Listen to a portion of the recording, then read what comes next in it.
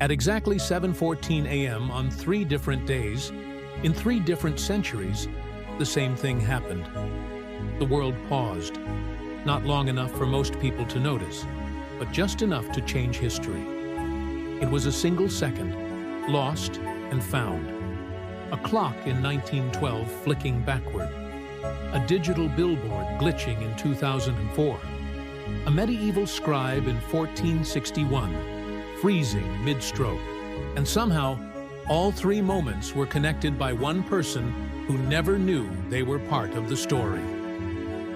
In 1912, aboard a ship in the foggy North Atlantic, a 17-year-old telegraph assistant named Clara Ainsworth noticed something strange.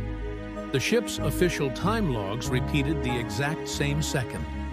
She reported it, but the officer on duty just laughed it off as a simple mechanical error.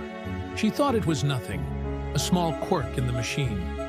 But that 1-second loop, that tiny delay, prevented a crucial warning telegraph from being delivered on time. Now, this ship wasn't the Titanic, but its survival meant someone on board lived long enough to start a chain reaction, a ripple that would echo for generations to come. Clara felt uneasy, but she had no idea how that single, lost second had just rewritten the future. Let's rewind to 1461. In a candlelit French monastery, a scribe named Etienne was documenting the events of a violent storm. Suddenly, he wrote, the thunder froze. It went completely silent, hanging in the air before roaring back to life. He described it in his manuscript. The sky stopped. My hands stopped. Time stuttered. For centuries, historians dismissed his account as just poetic exaggeration, a flight of fancy. That is, until modern analysis of the parchment showed a single strange line break in his script, an ink pattern that wasn't physically possible with the quill he used. And the line he wrote in that impossible moment? A child yet unborn will save knowledge from fire. It was a prophecy no one could understand, a message from a moment that shouldn't have existed. Fast forward to 2004. A Nigerian teenager, Solomon Adedeji, is rushing to school through the busy streets of Lagos. He glances up at a huge digital billboard, just as it glitches. He glances up at a huge digital billboard, just as it glitches. For a split second, it flashes an old date, 7th April 1461. Solomon dismisses it as an ad error, but then it glitches again. This time, it displays a handwritten line of text, the very same words Etienne wrote centuries earlier.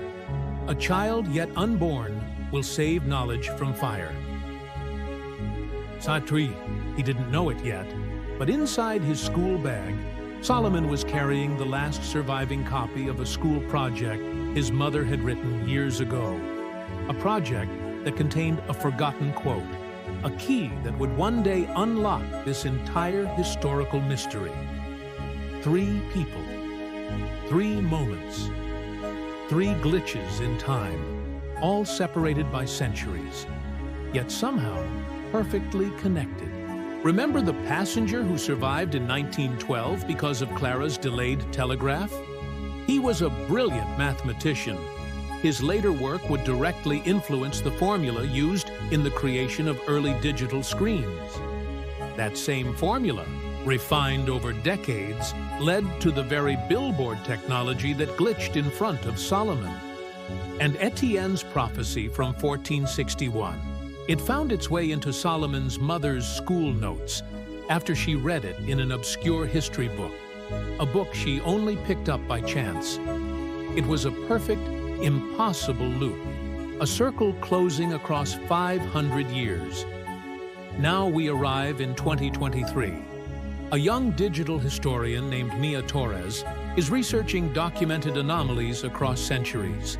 She stumbles upon Clara's log, Etienne's manuscript, and a digital record of the Lagos billboard glitch. On a hunch, she overlays the timestamps, the 1912 telegraph loop, the 1461 sky freeze, the 2004 billboard error. Adjusted for historical timekeeping methods, they all happened at exactly 7:14 a.m. But here's the real shocker. When she plotted the locations on a world map, the data drew a perfect triangle. The North Atlantic, northern France, Lagos, Nigeria, and all 3 points of that triangle intersected at a single precise location. A library that burned down in 1781. The Library of Saint-Michel. This was the knowledge saved from fire. Mia dug deeper and discovered that each event was not random. Each glitch had a purpose, to preserve one specific piece of human knowledge. Etienne's writings in 1461 were saved from the storm. The survival of the mathematician in 1912 ensured his work would live on. And the preservation of Solomon's mother, his notes in 2004, kept a crucial quote from being lost forever. All 3 of these fragments, these rescued pieces of information, contained quotes from the lost library. But why? What was doing this?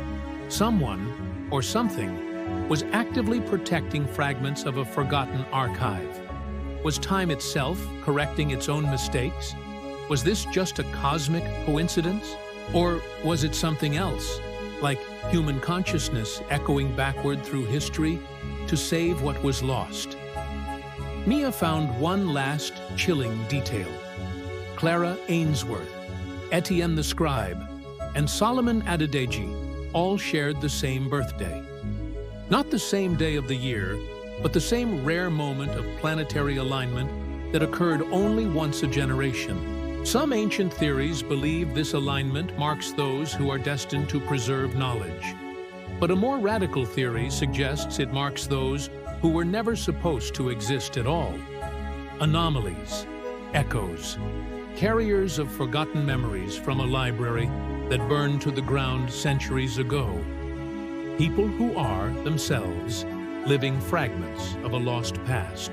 If timelines can glitch, if knowledge can echo across centuries, then maybe the past isn't behind us. Maybe it isn't set in stone. Maybe the past is still editing itself. Maybe the past is still editing itself.